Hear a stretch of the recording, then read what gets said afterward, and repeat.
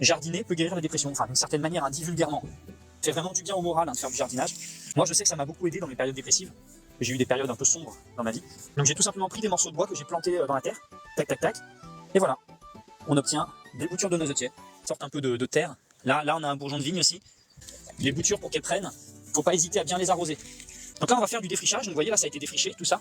Donc je laisse monter en graines, je laisse faire plein de petites graines et je laisse se ressemer tout seul. Vous voyez souvent je laisse les anciens plants, là c'était un plant d'amarante, je les laisse en terre. Alors pourquoi je les laisse en terre, je les arrache pas? Tout simplement parce que ça va se décomposer dans le sol et le système racinaire ainsi que les tiges, ça va donner de la nourriture à la vie du sol. Et vous voyez les tiges là, elles sont creuses, et à l'intérieur des tiges, il y a des insectes qui peuvent se mettre. Et contrairement à ce qu'on peut penser, c'est pas que des mauvais insectes, c'est-à-dire que vous allez avoir y compris des mauvais insectes, mais aussi des prédateurs des mauvais insectes.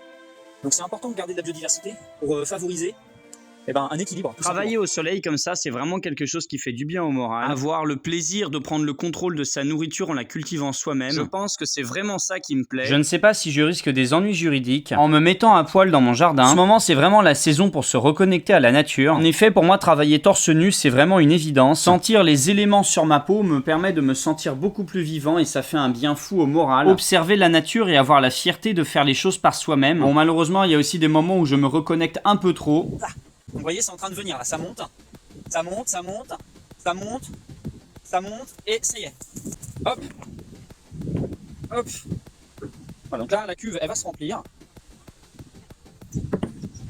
Voilà, alors moi, ce que je fais généralement, c'est que je rajoute un petit morceau de bois.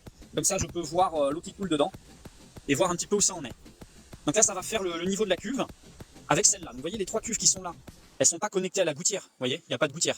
En fait, c'est cette cuve-là qui remplit les trois cuves là, donc je les remplis pendant l'hiver. Ensuite, l'eau accumulée me servira à arroser mes jeunes semis. Pour le moment, je prépare le sol, il faut désenherber tout le contour des zones de culture. Et j'utilise également du bois de parquet de manière à couvrir le bord pour éviter que le réenherbement se fasse trop rapidement. Je suis conscient que je passe pour un original. À l'origine, je devais utiliser ce parquet pour ma rénovation, mais je me suis rendu compte qu'il ne pouvait pas servir parce qu'il était trop abîmé. Du coup, j'ai eu l'idée de m'en servir au potager, c'est-à-dire qu'en fait, ça va limiter le réenvahissement des herbes indésirables. Il faut imaginer la nature comme un objet en mouvement, donc elle va chercher à venir enherber la zone potagère et pour limiter donc le retour, j'utilise un système tout simplement de privation de photosynthèse et ensuite je peux planter. Des pommes de terre bien germées, hein, vous avez vu ça, hein. À savoir également que les germes de pommes de terre peuvent être plantés, ça fait des pommes de terre.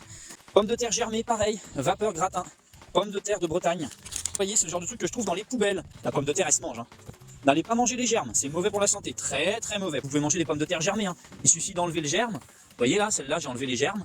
Et ça se mange. Hein. En permaculture, on ne retourne quasiment pas le sol, mais je vais quand même le préparer un petit peu en le grattant et en le griffant. En effet, les légumes racines ont quand même besoin d'un petit peu de travail, pas trop, je retourne pas tout non plus. En permaculture, on considère que le sol est vivant, il faut donc en prendre soin et éviter de trop l'abîmer. Donc pour la plantation de mes pommes de terre, je me contente de tout simplement griffer la surface avec un râteau. Ensuite, je viens y déposer mes pommes de terre à peine enterrées. De cette manière-là, elles seront beaucoup plus faciles à récolter. Je remets ensuite le paillage et je rajoute encore de la paille. Sur cette zone de culture, par exemple, il y a un petit fruitier, c'est ce qu'on fait en jardin-forêt, c'est-à-dire qu'on mélange les fruitiers et les zones potagères. Donc là, j'utilise une griffe qui me permet donc de décompacter le sol sans trop l'abîmer pour ne pas tuer les vers de terre et la vie du sol. Je rappelle qu'il y a des bactéries aérobies et anaérobies et donc que si on les mélange, on les tue. Je mets ensuite mes pommes de terre germées avec le germe à la surface, bien évidemment. Je les pose à peine, comme ça elles ne sont pas enterrées, elles seront beaucoup plus faciles à récupérer lors de la récolte. De cette manière-là, on gagne beaucoup de temps, on respecte la vie du sol et donc on a un sol plus fertile et de plus grosses pommes de terre. Je vais bien sûr fortement pailler